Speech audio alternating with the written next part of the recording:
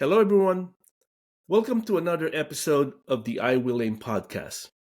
Our topic for today is navigating the marketing maze with Joe Madnani.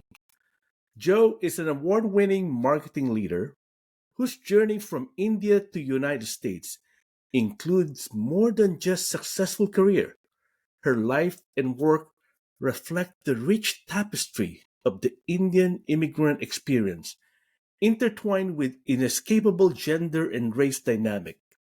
Her first foray into US was Fort Lauderdale in the early 2000s. She moved to the Northeast in 2012. Her nonlinear trajectory is punctuated with many pivots, most important one being a parent. For over 2 decades, Joe's entrepreneurial, creative, and multidisciplinary approach has earned her recognition and awards in advertising by the American Advertising Federation. Beyond her day job, she has contributed to the fashion and lifestyle press in India and in Florida, including Midday Times of India and the Miami Herald, along with local Florida magazine. Presently, Joe continues to partner with brands and agency and is serving as a mentor for Asian in advertising. She's working on getting a collective of poems published that reflects her life experience as an immigrant. If the book had a tagline, it would be for outlier everywhere who feel like they don't belong. Welcome, Joe. How are you doing today? Great. Thank you so much for having me on this podcast. I'm very excited to be here. You're welcome. Before we dive into the topic, I want my audience to get to know more about you. Can you share a little bit about your journey? Yes, thank you. Thank you for the kind introduction also. So my journey, like my personal brand, is very intersectional. And I think I thrive at intersections. So my career intersects at strategy and creativity. And I've worked in agencies. My first foray in advertising was in India. I started my career with Ogilvy, and my first brand I remember working on was AT&T.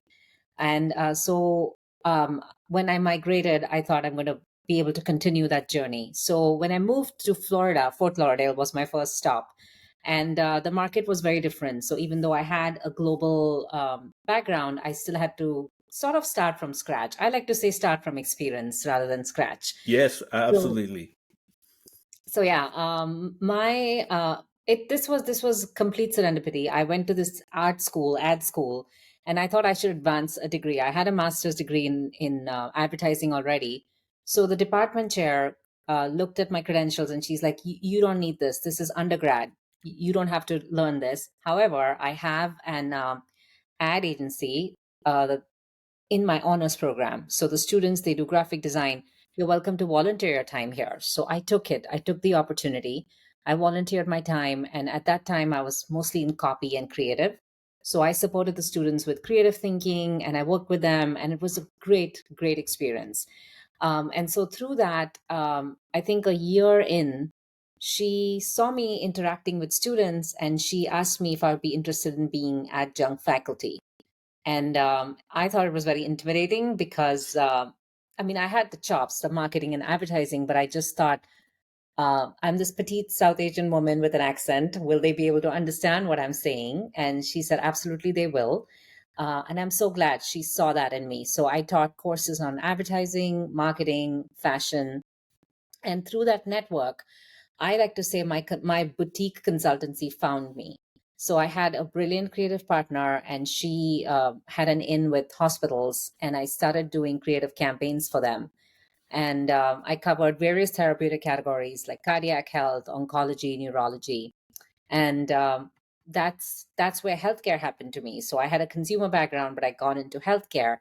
And then, outside of all of this, you can imagine as a first gen immigrant, I didn't have a Pro village. So I thought I should do something to feed my creative spirit. I am a writer.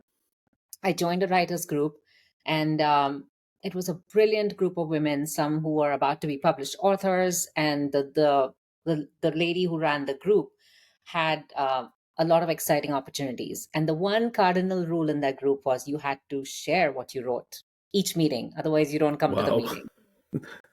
So I was like, okay, I would, that forced me to write. And that was something that I liked doing. So through that network, I got the opportunity to start writing and editing local fashion magazines.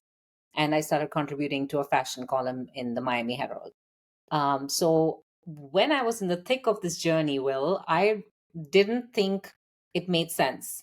But now that I look back and I see how the dots connected, it has been an amazing, amazing experience. So last year around summer, I had a 5 minute, 5 minutes of fame. I was invited to I was asked to submit my journey and tie it to innovation to the Fast Company Innovation Festival. Wow. So it was a chance. They just invited people and they said, share your journey in 5 minutes and correlate it to innovation. So to surmise my trajectory in Florida, I broke down the word innovation, and there are three principles that I follow in life. The first one is the word in, and that is take the in.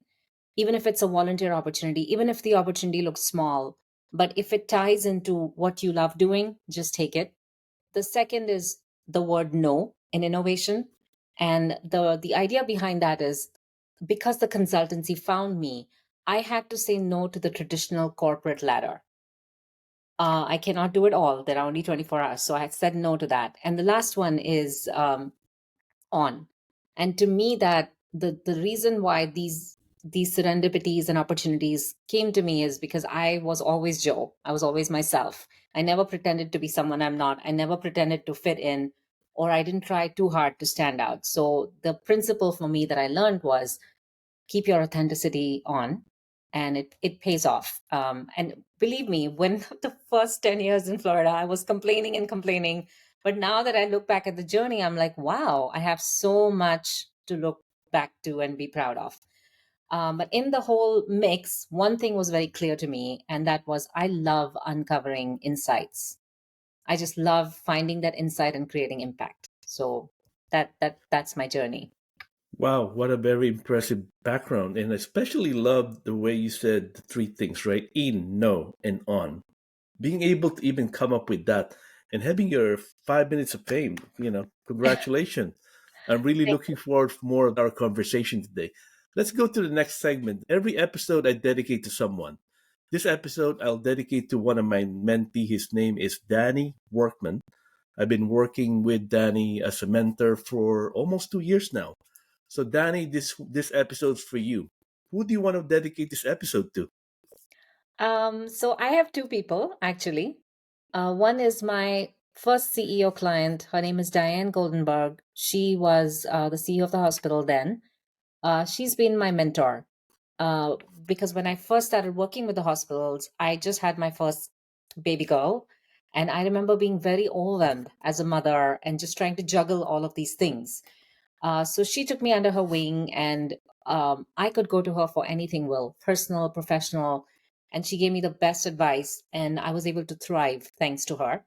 The second human I want to shout this out to is Craig Cooperman. He used to head up the digital department here in the Northeast at ASI, the pharma company I worked. And he became the sage voice in my head along the way. And at that time, we parted ways, and went to work for Novartis. He went to work for a travel company, and we connected on LinkedIn. And he actually hired me as the social media director. And it's been 5 years we left that company, but he's been a part of my process since I moved to the Northeast every step of the way. So I'm very grateful to people like him who are able to recognize the light in someone and nurture their journey along the way. Wow, very impressive. Two of very impressive people too. Thank you for sharing your shout out. Now let's deep dive to the topic. How has the landscape of marketing changed over the past few years, especially with digital transformation? That is such a brilliant question, but it's so mammoth, the transformation. So let's take the clock back 20 years ago, around Mhm. 18 years ago, when social media started raising its head. And while there are not so pleasant aspects of it, for marketing, it was amazing. Not only was it channel, but it also became a creation engine. So with the onset of social media, there was a whole wave of creators that it brought along with it. And second, the sophisticated data tech that we see today. And Mm, data tech, true. it's triangulated in three areas. So one is your data, where you see consumer behavior and you see all of that good stuff. Then there's automation, where you no longer have to manually do the mundane tasks. You can automate it. And the last piece, my favorite piece, is measurement, right? Like that's the best way to judge if your creation is actually working with the audience or not. And now, lastly, the final beast, the elephant in the room, is the AI. It has entered every aspect of marketing. And so, to succinctly sum it up, digital transformation has made marketing a nice blend of EQ and IQ. It was always art and science, but now it's elevated it even further.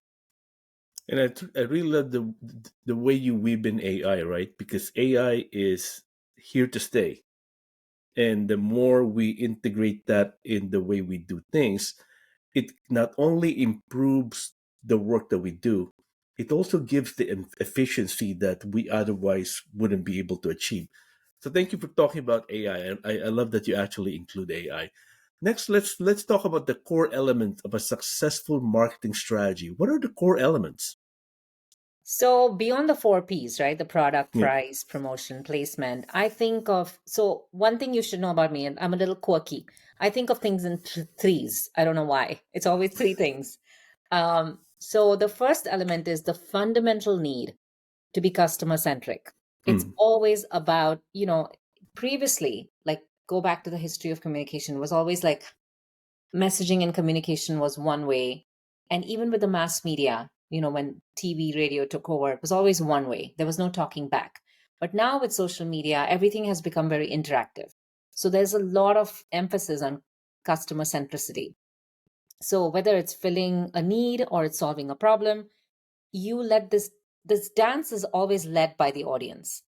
mm, Second is the authenticity and the personalization.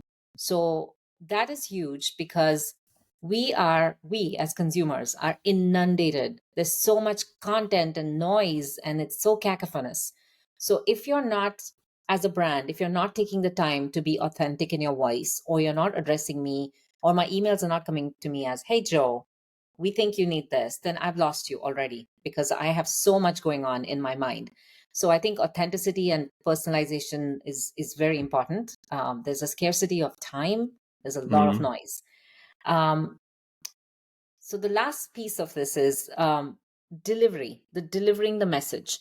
And I think one thing that brands need to be very cognizant of is the culture that we are in right now. Cancel cultures everywhere. News cycles are so fast and so furious. So really timing it correctly and following the data. So if your consumer is not responding to a campaign or strategy, then you have to be able to rise from that fairly quickly and then reframe what you need to. So following the data and really being sensitive around the times we live in. So these are my three key things. The one thing that resonates well really with me is authenticity because that sometimes is forgotten, right? Yes. Especially when you talk about AI, things are artificially generated, right? How do you create a video that would authentically send the message and get the message across? Last but not the least, data is king or queen, whatever you want to frame it. Yes. No one can argue with data, and you can only improve something if you have data. So I love that the fact that you also did talk about that. I want to give you some opportunity to tell our audience how do they reach out to you when they listen to the episode and they absolutely love it. How do they reach out to you? So my website is www.theideaisen.com, like the doctor is in. So I'm like the idea is in. And same, my email is an epimonus. So the idea is in at gmail.com. If you have any questions or if I can help you with anything. And Will, I know you said that I could share something. So I have a nice infographic of a branding framework that I can email you that you can share with the listeners. Just that's just how I think about branding. And you can apply that to marketing a product or marketing yourself as a personal brand, but I use that extensively in my day to day. So I would love to share that with all the listeners. Yes, I'll include it. You could actually add it to your website, and then we could. I'm including the link to your website anyway.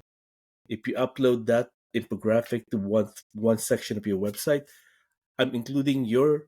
I love the URL. The idea is in. Love it. I'm gonna put that on the episode when it goes out, and I'll also put your email address if you don't mind, so people could reach out to you and engage you. Joe, I really want to thank you for coming to my podcast and sharing your knowledge. And I'm sure the all the audience would learn a lot about it. And I'm looking forward to collaborating with you in the future. Thank you for your time. Thank you. Thank you for having me. This was great. You're welcome.